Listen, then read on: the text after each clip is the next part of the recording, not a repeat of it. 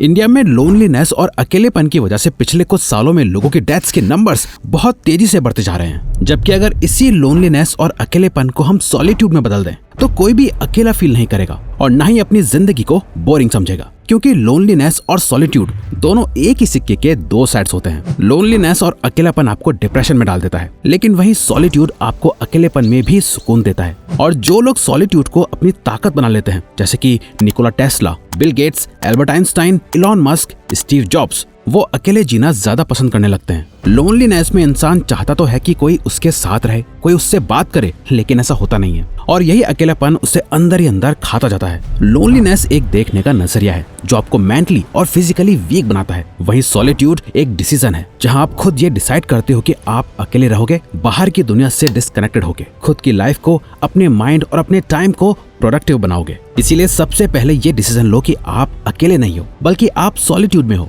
और आज ही इन 3 स्टेप्स को फॉलो करके आराम से अकेले रहना सीखो। Number 1, limit your inputs. As a general, Napoleon की एक आदत थी कि वो अपने मेल्स यानी चिट्ठियों का जवाब देने में बहुत देर लगाते थे। उन्होंने अपनी सेक्रेटरी को बहुत ही स्ट्रिक्ट इंस्ट्रक्शंस दे रखे थे कि उन्हें जो भी लेटर रिसीव हो उसे खोलने से पहले कम से कम 3 हफ्तों का वेट करो। और 3 हफ्तों बाद जब उन्हें पता चलता था कि लेटर में क्या है, तब तक वो चीज या प्रॉब्लम अपने आप सॉल्व हो चुकी होती थी और उन्हें रिप्लाई की जरूरत नहीं होती थी। ऐसा नहीं था कि वो सब चीज को टाल रहे होते थे, बल्कि वो गवर्नमेंट के साथ टच में थे, अपने सोल्जर्स के साथ टच में थे। उन्हें हर चीज की खबर रहती थी, पर अपना सारा फोकस उस चीज में डालने के लिए जो सच में मैटर करता है, जहां उनके अटेंशन की सबसे ज्यादा जरूरत होती है। वो अपने ब्रेन में क्या इन्फॉर्मेशन डाल रहे हैं उसे लेकर वो बहुत ज्यादा सिलेक्टिव थे। उन्होंने अपने मैसेंजर्स को कह रखा था कि उन्हें कभी भी कोई गुड न्यूज ना बताई जाए, क्योंकि गुड न्यूज तो उन्हें बाद में भी पता चल सकती है, लेकिन अगर कोई बैड न्यूज है, कोई अर्जेंट और इम्पोर्टेंट काम है या कोई क्राइसिस है, तो वो खबर सबसे पहले उन्हें पता चलनी चाहिए। पर ये 18th सेंचुरी की बात थी। टाइम अब बहुत बदल चुका है। आज के टाइम पर हम में से कोई भी इंफॉर्मेशन को लेके सिलेक्टिव नहीं है। फोन की एक टिंग की आवाज आपकी सारी अटेंशन ले जाती है। किसी का भी कोई भी मैसेज आता है तो उसे ओपन करे बिना रहा ही नहीं जाता। अपने थॉट्स के साथ कुछ टाइम गुजारना हमें बहुत बोरिंग लगने लगता है और हम खुद को बोर होते हुए नहीं देख सकते। फोन, टीवी, ट्रैफिक, इंटरनेट, हम लोग चाहकर भी खुद को इन चीजों से बचा नहीं पाते। सॉलिट्यूड अचीव करने के लिए आपको सबसे पहले अपने माइंड को खाली करना होगा। आपको सबसे पहले अंदर से शांत होना होगा, जिसे करने के लिए आपको बस एक पेन और पेपर लेना है और लिखना शुरू करना है। जर्नलिंग आपके माइंड को खाली करने का सबसे बेस्ट तरीका है। फ्रेंच फिलोसोफर मिशेल फुको जर्नलिंग को वेपन फॉर स्पिरिचुअल कॉम्बैट भी कहते हैं। अपने माइंड को खाली करने के लिए आपको हर सुबह इस 60 मिनट्स के स्फीयर ऑफ साइलेंस के रूटीन को फॉलो करना है, जिसे हमारी एंशिएंट कल्चर में मौन व्रत नाम से जाना जाता है, जिसे आप 30, 20 और 10 मिनट्स के 3 सेक्शंस में बांट सकते हो। फर्स्ट 30 मिनट्स में आपको एक पेन पेपर लेना है और उस समय खुद से ये सवाल पूछ के उसके जवाब को पेपर पर लिखना है। अपनी लाइफ के सबसे बड़े गोल के लिए मैं आज सबसे छोटा स्टेप क्या ले सकता हूँ? मेरी लाइफ में अभी क्या अच्छा चल रहा है? मैं अभी कौन सी मुश्किल चॉइस को टाल रहा हूँ? जो मैं करना चाहता हूँ वो करने से मुझे आज क्या चीज रोक रही है? आज की ये मुश्किल सिचुएशंस मेरे कैरेक्टर को कैसा बना रही हैं? इन सभी सवालों के जवाब लिखने से आपकी लाइफ की सारी प्रॉब्लम तो खत्म नहीं होगी, पर आपके माइंड में जो बादल छाए हुए थे वो क्लियर हो जाएंगे और आप सब कुछ साफ साफ देख पाओगे। इसके बाद 20 मिनट्स फोकस रहेगा आपकी लर्निंग और ग्रोथ पे। कोई भी बुक, कोई भी, उसे आप पढ़ना स्टार्ट करो। आपका जो मन करे उस बुक को पढ़ो। जरूरी नहीं है वो सेल्फ हेल्प बुक ही हो, कोई फिक्शन या नॉवल हो वो भी चलेगी। आपको स्टार्टिंग के 10 मिनट्स तक उसे पढ़ना है और बाकी के 10 मिनट्स आपने जो भी पढ़ा है उसे समराइज करके लिखना है कि आपने इन 10 मिनट में क्या सीखा। ये आपके ग्रोथ माइंडसेट को डेवलप करने में हेल्प करेगा। जब आप अपने आप को सीखने के लिए फोर्स करोगे, आपके ब्रेन के न्यूरॉन कनेक्शंस स्ट्रांग होने लगेंगे।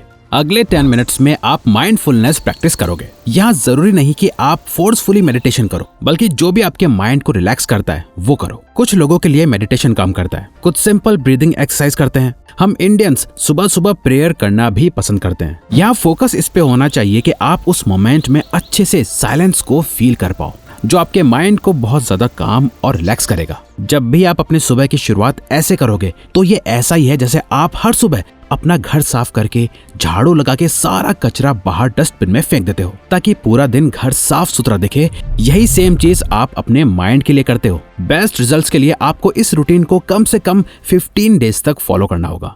अपने माइंड को रेडी करने के बाद नेक्स्ट सॉलिट्यूड में रहते हुए आपको अपनी बॉडी से काम करवाना है, जिसके लिए आपको ये करना है। Number 2, find a thing for flow.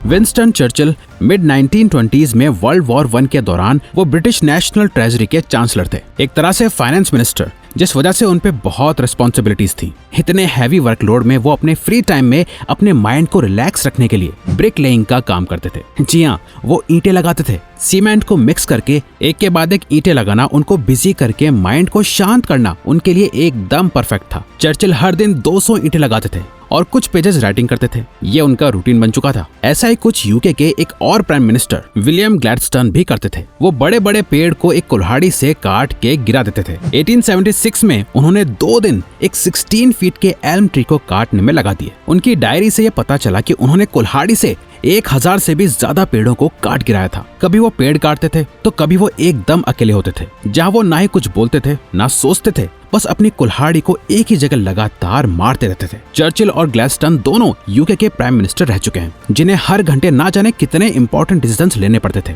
लेकिन उन दोनों ने अपने लिए एक ऐसी मेडिटेटिव एक्टिविटी को ढूंढा जिसने उन्हें सॉलिट्यूड अचीव करने में मदद करी, जहां वो बताते थे कि इन एक्टिविटीज को करते टाइम वो अपने माइंड को बंद करके बॉडी का यूज करते थे, जो उन्हें उनकी डे टू डे लाइफ से एक पीरियड ऑफ रेस्ट देता था, जो उनके माइंड को क्लियर रखता था और वो ज्यादा बेटर डिसीजंस ले पाते थे। आपको भी अपने लिए एक ऐसी एक्टिविटी या कोई हॉबी ढूंढनी है जो आपकी बॉडी को मूव करे और आपके माइंड को रिलैक्स। ये हॉबी या एक्टिविटी कुछ भी हो सकती है जो आपको पसंद हो, जहां आपकी इस हॉबी का एक ही पर्पस होगा, आपको एक ही रिपीटेटिव फ्लो मोशन में रहना है, जहां आप अपने थॉट्स में ज्यादा ना खोकर अपने माइंड को शांत रखो, जिसे करने के बाद आप रिचार्ज होकर फुल फोकस के साथ अपने काम पर वापस आ पाओ। इस सॉलिट्यूड के टाइम अकेले रह के आपको एक और इम्पोर्टेंट चीज पे फोकस करना है, अपनी स्पिरिट पे। Number 3, satisfy the spirit. बचपन से ही टाइगर वुड्स ने गोल्फ के गेम को मास्टर करने के लिए खुद को बहुत हार्डली ट्रेन करा, जिससे वो वर्ल्ड के ऑल टाइम ग्रेटेस्ट गोल्फर तो बन गए। पर साथ ही जहां एक तरफ उन्होंने गोल्फ में मास्टरी हासिल कर ली थी, वहीं दूसरी तरफ उनकी पर्सनल लाइफ एकदम बर्बाद हो चुकी थी। वो सेलिब्रिटीज के साथ पार्टी करते थे, ड्रिंक करते थे, पेन किलर्स के एडिक्ट बन चुके थे, यहाँ तक कि अपनी वाइफ पे भी चीट कर चुके थे। इन दी एंड प्रोफेशनली वो दुनिया के ग्रेटेस्ट गोल्फर थे, लेकिन पर्सनली वो अपनी फैमिली लाइफ डिस्ट्रॉय कर चुके थे। उन्होंने इतनी मेहनत से जो भी नाम कमाया था वो सब खत्म हो चुका था। पर ऐसा क्यों? ऐसा इसलिए क्योंकि उनकी स्पिरिट कमजोर थी। हम चाहे कितना भी अचीव कर लें, इन एक्सटर्नल अचीवमेंट से हम कभी भी सुकून नहीं पा पाएंगे। एक विक्ट्री नेक्स्ट चैलेंज की ओर ले जाएगी, नेक्स्ट चैलेंज नेक्स्ट विक्ट्री की ओर, और हम इन दुनिया के प्लेजर से कभी खुद को सेटिस्फाई नहीं कर पाएंगे। इसीलिए इस सॉलिट्यूड के टाइम आप लोगों से दूर होके अपने खोखले और मीनिंगलेस काम में भी मत पड़ जाना। आपको ये पता होना बहुत जरूरी है कि आपको रुकना कहाँ है। आपको ये पता होना चाहिए कि आपके लिए क्या इनफ है। इनफ आपके अंदर से आता है। इनफ का मतलब कम नहीं होता। इनफ वो होता है जिस पॉइंट के आगे आप बस खुद को रिग्रेट में डालने वाले हो, और जो आपके पास अभी है आप उन सभी को सैक्रिफाइस कर दोगे। ये डीप सेल्फ रियलाइजेशन आपको सिर्फ तभी मिल सकता है जब आप सॉलिट्यूड में हो।